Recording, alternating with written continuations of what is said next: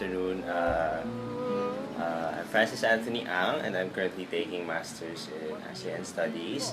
And I'm here with Mr. Paulo Tumlao, performance artist. And, well, I'd give the stage to him just to be able to introduce himself. So, basically, Pao, hi, good afternoon. Hello, good afternoon. And basically, we will just be, the interview is just for us to be enlightened about your performance art and what's it about and everything else that goes in it. So, hopefully, first, would you kindly give us a brief background of yourself? Okay. My name is Paulo Dumlao, a visual artist and a performance artist. So visual arts, I paint, I draw, I sketch, I sculpt. Performance art, the performances are taboo here in the Philippines. I was given a nickname by people, the Hubadero of Manila. Okay. And yeah, my performances are taboo because I always do it in the nude. I've let people punch me, paint on my body, cut me, tie me up. And the reason why I do my performances in the nude is because when we were children or when we were newborns, we were naked. And we don't give malice to a newborn. So why would you give malice to a 22-year-old guy performing in the nude right in front of you if he's not doing anything sexual or sensual? If the performance itself is pure. And for me, that is my purest form sa musical na rin. So yeah. And how long have you been doing, how long have you been performing this type of art? I've been performing this for 2 years now. 2 years. So, you mentioned most of your performances are in the nude, you know. What makes, aside from that aspect of your performance, what do you think makes your own brand of art unique? Well, for me, I always make sure na when I do my art, it's not because I want to be famous or magpasikat or whatever. I do my art with the authenticity of my intention. My intention is pure, just to give out the message that I want to give out. Mm-hmm. If they will get the point, good for them. If they don't, it's still up to them.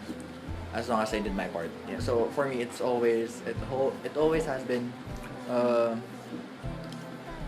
give the authentic, genuine performance rather than mag-iisip ako ng something different just to be famous or to be different. You mentioned authenticity. So, and you mentioned as well na you've been doing this for a few years na, no? How did you start with it? And what are your influences, kung baga, I started when you came up with it? Mhm. Well, I'm not new with performance art. I was a theater kid way back grade school, preschool, high school. I've been doing performances, usually folk dance or different forms. So I'm not really new to performance art. Pero what clicked me with the performance art per se is when I saw a video, not really a video, a documentary of Marina Abramovich, which is the quote-unquote grandmother of performance art. In her video, she was just sitting down. Everything, every paraphernalia that you could use on her body was on top of the table. It could, from that everything, it's like paintbrush, dirt, scissors, a dildo, a loaded gun. So ganun yung variety nun. And she was actually prepared to die that day. Okay. And she almost died that day because someone pointed a gun at her, a loaded gun. And the reason why that performance event stopped is because one of the organizers stopped the guy. But if they didn't stop the guy, Marina would probably be dead. And she said to the interview that she's prepared to die. Mm-hmm. She's actually looking forward to die that day because again it's a loaded gun, and for her it's for the sake of art itself, not just to be different or to be unique. or to be quote unquote pasikat. So yeah, from that documentary that I saw, I fell in love with it, and I tried creating my own craft. Tried looking for my passion, and yeah, like for me, my purest form, my most vulnerable form is my art, and not just performance art. It's both visual and performance, and nagkataon lang na I do it in the nude, I guess. But locally, would you say that you were the first one to do this, or did you have Oh. other artists do this as well, and or who pioneered it in the Philippines? I'm not the only one who does performance art. There are a lot of people who are doing performance art. Usually groups sila Okay. within the group or a community. For a solo one, solo. I don't know anyone who's doing it in like in solitude na ako lang na solo lang. Usually theater or burlesque group or different groups. Ako talaga like I'm solo eh. Yeah. So yeah, and I've started performance art with zero knowledge of the performance artists Okay. around Metro Manila. So nakilala ko lang sila because of I do. Because I'm doing this, tapos na-invite ako with other performance artists. So nalaman ko, like some people are doing things like what I do. You mentioned as well that your art is your most vulnerable form.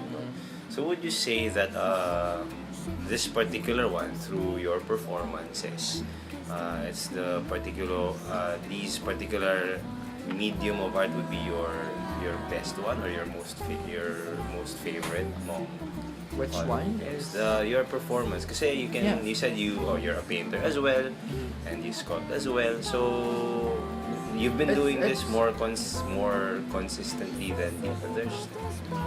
not really constantly. I don't have any favorite art form because most of the time I mix visual arts and performance art. So most of the time it's a coalition of two. For example, if I got invited to an event, I make sure na while doing performance art, there's visual art, there's sculpture. Yeah. Okay. So it's mix of different art forms together in one. Because I don't really have any favorites.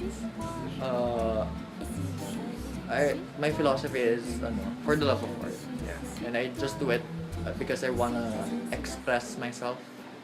So it's up to the people, it's up to the audience if they will get that expression or not. And for me, I care less if they get it or not. I just wanna perform and express. So you said self-expression. So aside from the general self-expression, do you have any specific advocacy that you usually communicate through your performances? Advocacy that I usually communicate with performances, there is. It's the advocacy for mental health.